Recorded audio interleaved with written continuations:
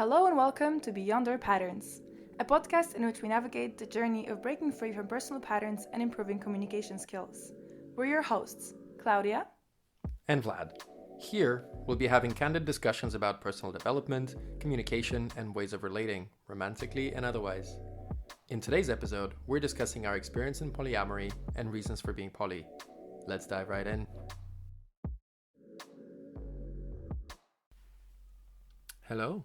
Hi. It's good to see you. Great to see you too. We've only been hanging out the whole day. Welcome to Beyond Our Patterns, first episode. Yeah, we've been talking about this podcast for a little while, and it's really cool that it's finally happening. Fingers crossed. If you're listening, it means it's been published. Please go easy on us. But should we do a little intro? And then we can talk about today's episode, which is why poly.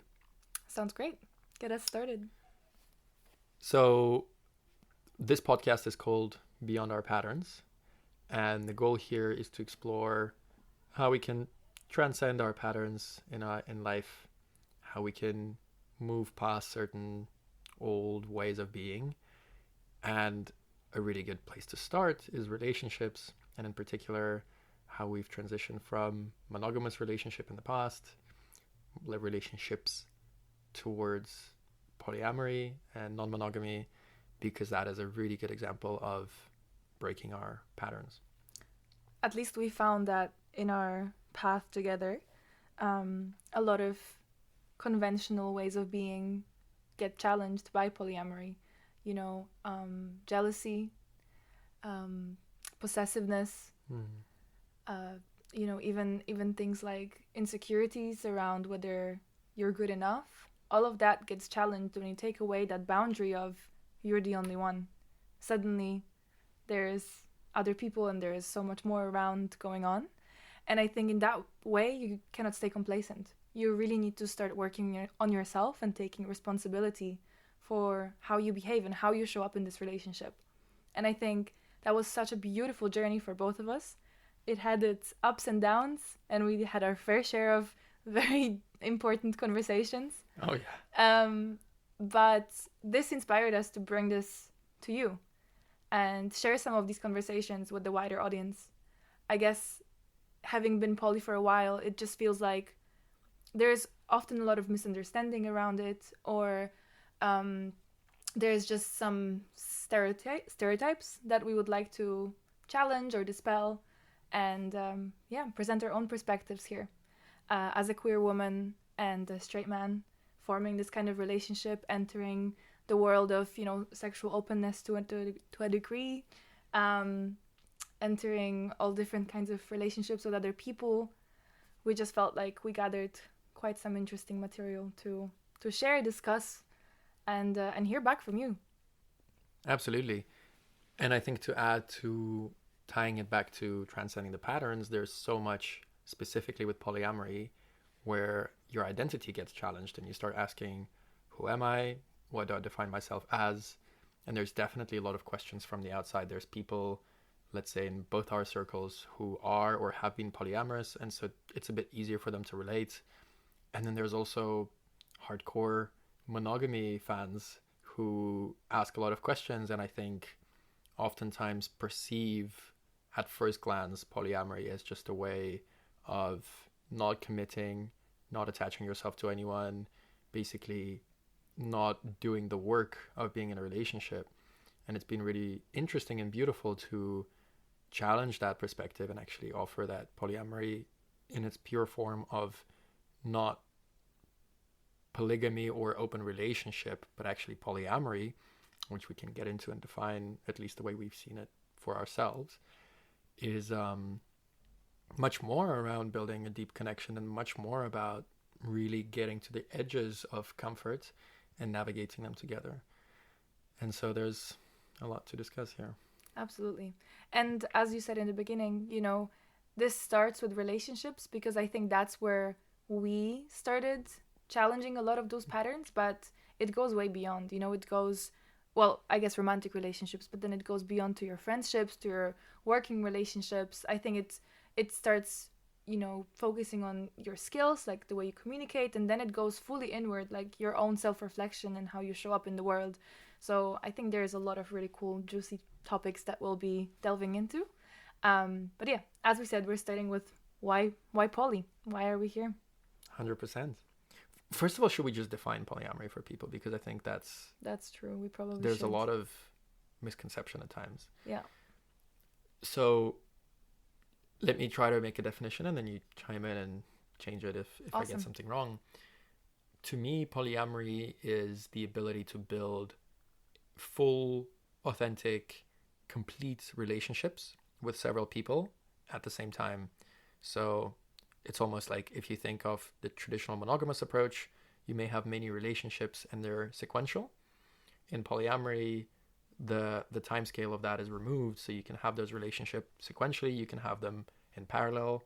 And I think one of the premises of that is you don't know when you might meet the person with whom there's a beautiful connection, and not every beautiful connection is meant to be a lifelong partnership, but that doesn't mean that you can't explore them. And so it's not about, I think a lot of people assume that polyamory is open relationships, and there's a larger group you could call ethically non-monogamous relationships, or ENM. So those are kind of grouping all the different dynamics that can exist within ethical non-monogamy. By ethical, meaning that it's not in hiding from the other person, but everyone's actually consented to it. And so within that, you can have open relationships where you have one main partner and you can sleep with others, but typically people prefer not to build in deeper connections and like emotional attachments with the other partners, while polyamory implies that you may, so poly being multiple and amory relating to love, so you can have multiple loves and you can have multiple full-on relationships where you're deeply truly in love with more than one person. And I think the name itself suggests that there's no limit on the depth, there's no limits as to how many partners there may be. And do you agree with this? Yeah, absolutely. I think what you were saying about there not being any limits, I think what's also really beautiful about polyamory to me is that there's no pre-definition of what exactly that means to you. Yeah. Which means that every relationship you begin, you kind of have you consent explicitly to the fact that you're not going to be the only romantic interest in the other person's life. But aside from that, you kind of make the rules from the start. And I think that starts so many beautiful conversations that monogamy sometimes, doesn't really make space for. Yeah. Like, what are your boundaries? What do you need? What do you like? What do you dislike? How can we navigate this dynamic here that's gonna make it amazing for both of us, that we will flourish in, rather than, just kind of, and this is not a criticism of monogamy, but I just think sometimes we might be a bit lazy with not understanding what the other person is here for. And the whole dreaded conversation of what are we, Oh my God, yeah. I think in polyamory that goes away, the dread goes away, because you kind of just need to determine what are you to each other. And I think that takes away so much anxiety and so much of that initial push and pull, and just puts you on a level field of, cool, this is where we're at, this is my situation. Absolutely.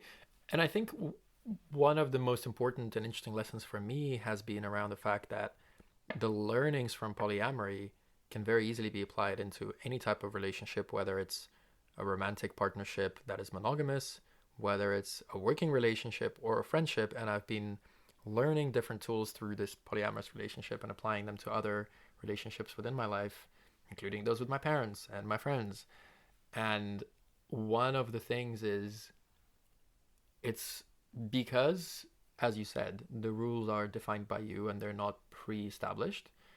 There's a need to discuss, and there's a need to hear each other and listen to each other and understand what the other person wants, which I think is often a step that's skipped in a classical monogamous setup, because everyone assumes that the assumption that all the partners have the same vision of what a relationship means. And I see so many relationships really suffering from that, because actually those assumptions may not be the same. And then there is a dread of bringing it up, because it means that, oh, what if by me bringing up what my boundaries are, that's going to somehow inform the other person that we have a problem. And so there's a lot of avoidance, and there's a lot of kind of dark corners of the relationship that you just don't go into because they're poorly lit and you don't really know what's there and you just don't want to engage. While with polyamory, it forces you to bring everything into the light. And if there's a conflict, if there's a difficulty, then you tackle it. Well, we're talking about healthy polyamory that works.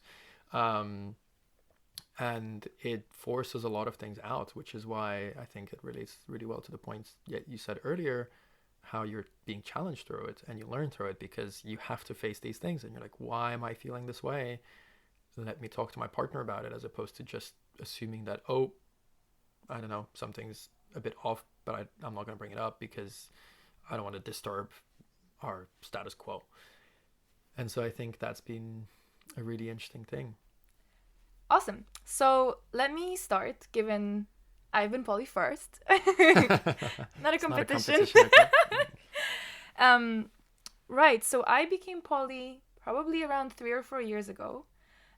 In my previous partnership, we have decided to go from monogamy to openness to polyamory. And then it kind of paused there and we split our ways. And I decided to continue the path towards polyamory. There were 3 main reasons for that. One, I was very interested in exploring my own sexuality at the time. And I sort of wanted to give myself the space to relate to many different people, to navigate that, dating multiple people can be done in an ethical way. And everyone can be aware of that. And it's, not done behind anyone's back. That was the first thing. The second thing was I've always had this sense in me that I can create really in-depth, intimate connections with different people without infringing on other ones. It kind of felt almost natural that, I can really feel intensely for this one person and also for another. And I had no language for that. And I had no conceptualization or no framework to relate to. So when I heard about polyamory, I was like, well, this sounds like an amazing experiment to have. Can I love 2 people at the same time? Can I, be seeing someone and then be hooking up with someone else and that not impact each other? I was really, really curious to answer those questions for myself. And the third thing, at the time, I know it's a horrible time to bring back, but it was at the end of 2020. Or 2021, actually, we were coming out of COVID. I was craving community. I really needed people. I wanted to get out there, meet loads of amazing humans, and I found a beautiful community in the sex positive scene in London. So I'll happily talk more about that, but I felt like the friends I was making, the environments, the events I was attending, all kind of helped me foster that environment that allowed me to challenge my own conceptions of relationships and foster that polyamorous dynamic. You joined me later. Before I jump in, Yeah. I'm just curious. When you were exploring that, was that a conscious kind of list of reasons almost that you were pursuing and you were trying to answer? Or is more of a natural pull towards that space and then eventually you realize that you've been answering these questions? Was it quite like a gentle, like, did you know you were going to commit to poly?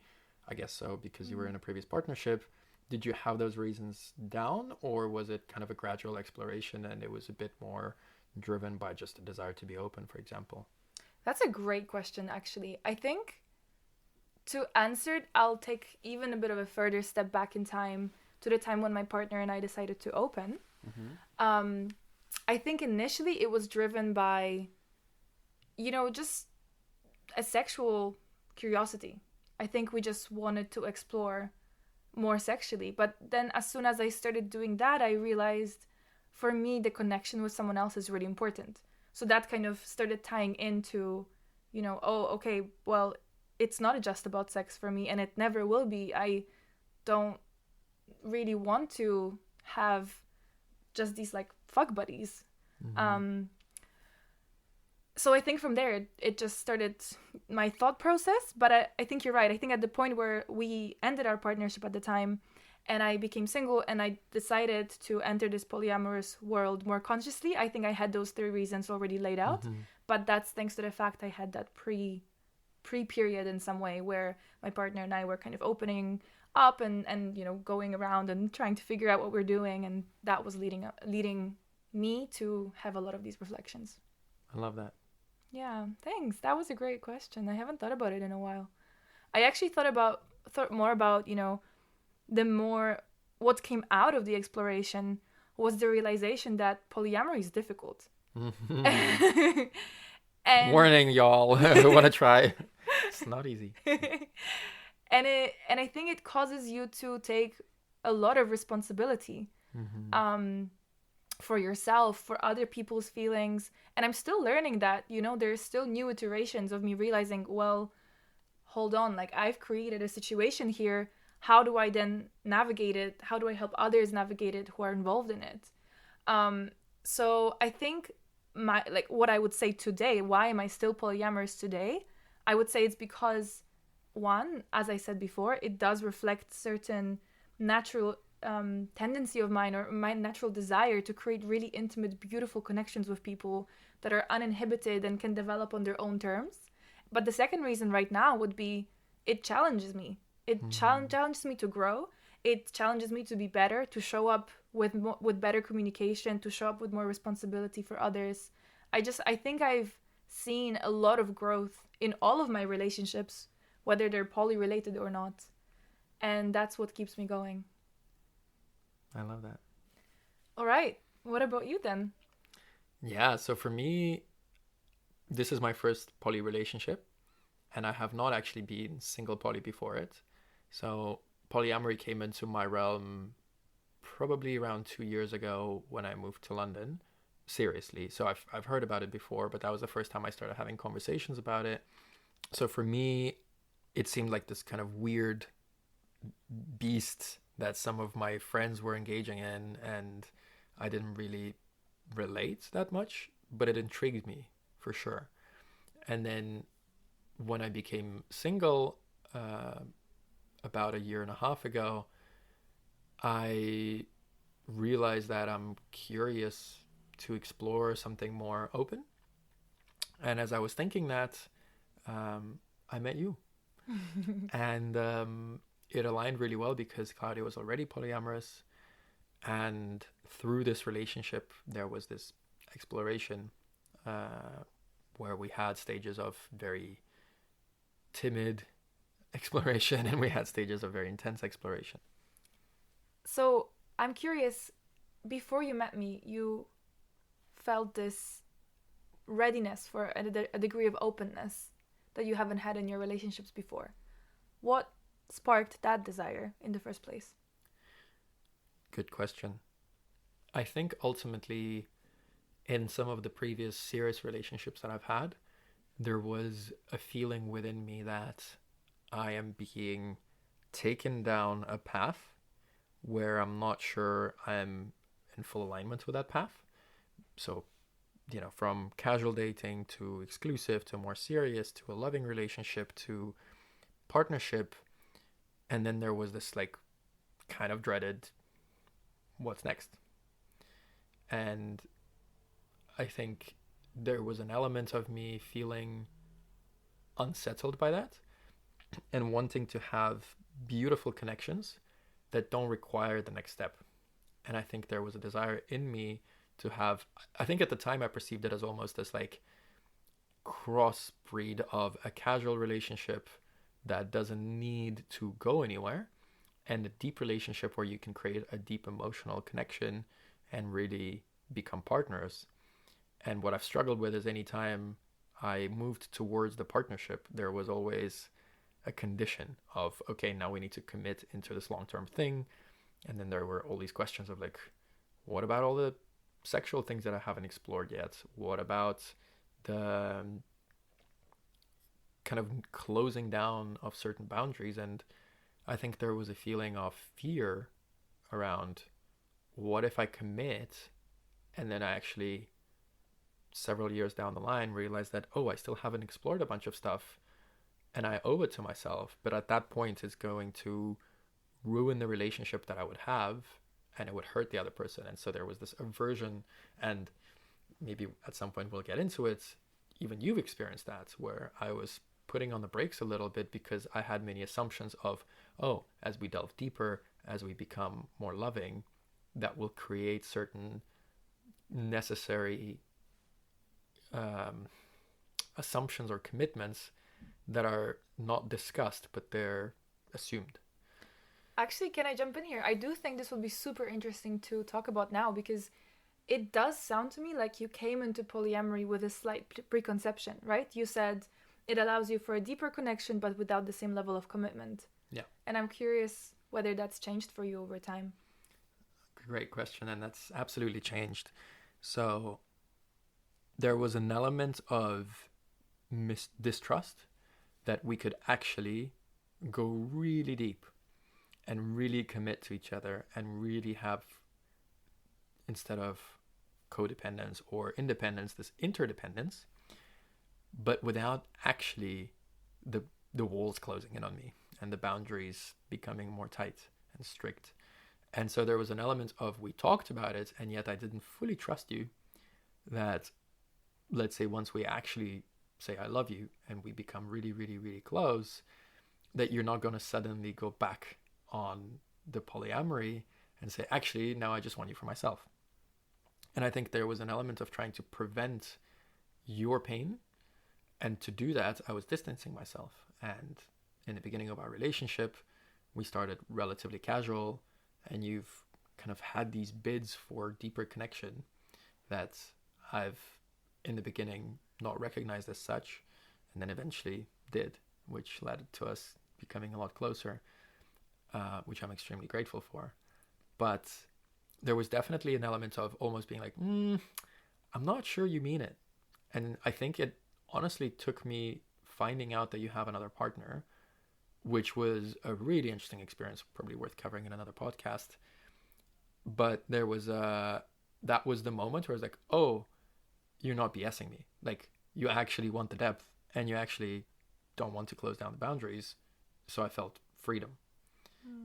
And I feel like I've encountered a lot of people also perceiving polyamory that way, where one of the questions I had, I was discussing with a friend, our relationship, and the fact that you've had some polyamorous experiences and so did I. And I was really happy about that. And he said, but you don't love her, right? And I said, oh, I've never loved someone so much. And he was just taken aback and kind of flabbergasted, because he just assumed that since I'm so okay with you being with others, surely it must mean that I'm treating it as a very like temporary casual thing of like, oh, I don't care, whatever. And I think that is the interesting debate around polyamory. There is almost an assumption that one cannot combine deep true love with non-possessiveness. And then it feels like either someone who's pursuing that is naive or believes in fairy tales or doesn't truly understand what love means, which is something we've been, at least for me, debunking. Yeah, for sure. I think I remember in some of our early conversations, when we were still kind of trying to align and, be like, are we on the same page? Are we looking for the same thing? I kept referring to this kind of metaphor of, building something together, like building a house. And I said, what I really want out of this relationship and what I think polyamory allows is I want to be on the process of building. Like, I want to go deeper. I want to set the foundations. I want to build the first floor and a second floor. And it's not a family home we're building that we're gonna move in together with our dog and 2 kids and get married and like that's it, But to me, it was the process of laying a brick after brick that I was really passionate about and I really wanted to explore with you. And I think it took you a while to come around to that, right? Like, and maybe even the metaphor is silly because it does bring you right into like, okay, well, when the house is built, we're moving in. But it's not what it was about, right? It was about that process, because I think that we can allow ourselves to focus more on the present. Like, in this present relationship, I am so deeply committed to you. Same. And I'm so deeply committed to discovering ourselves more and our relationship and, whatever, the world together. Yeah. But it doesn't imply, as you said earlier, closing those boundaries. Yeah. It doesn't imply, a limitation in some way on our freedom. And what's beautiful, and I've been thinking about this recently.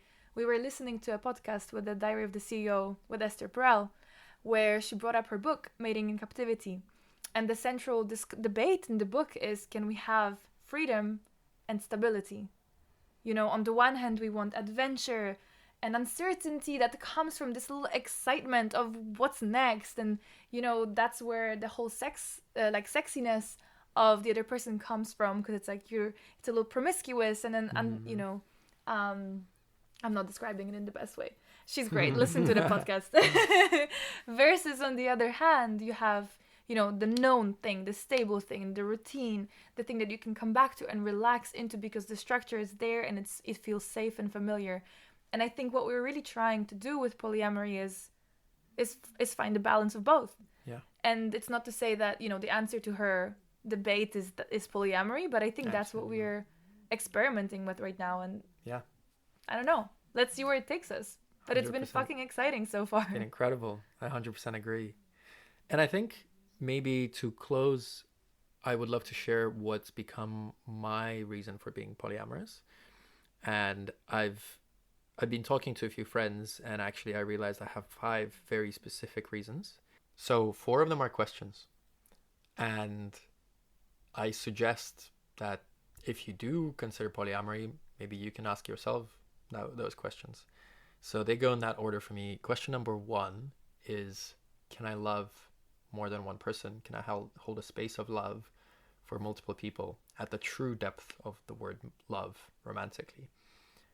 The second question is, can I love someone and let them love several people? So love them without possession, love them without desire to own, and truly allow them to have a life that they want, and love them with no strings attached, with no conditions, just very purely. Question number 3 is, what are my boundaries and what are societal boundaries that have been put on me? And for example, is being monogamous a boundary that I have, and when I cross over that, something will feel off? Or is it just a boundary that I've observed through society, and so actually when I step past it, it might feel uncomfortable because it feels like I'm doing something that's not me, but actually it's just societal conditioning? And so splitting out those boundaries. And then the fourth one is, where are my boundaries and where are my insecurities? And that's a hard one to answer, because a lot of times you think it's your boundary, but when you follow it further, actually it's just an insecurity. But there may be a point where you push yourself too far and you're like, actually, I'm pretty sure that was a boundary. That's not even an insecurity anymore. I'm just not comfortable with that. So where do these lie?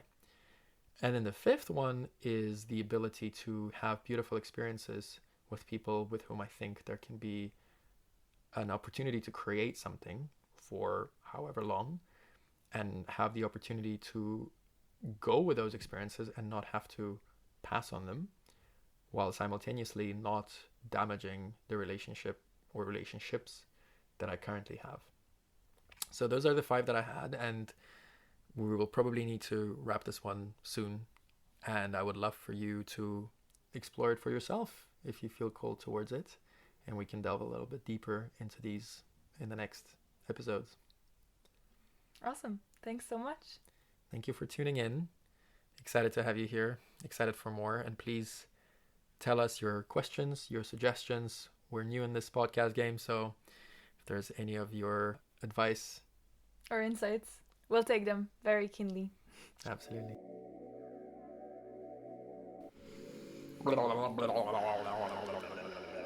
Baby.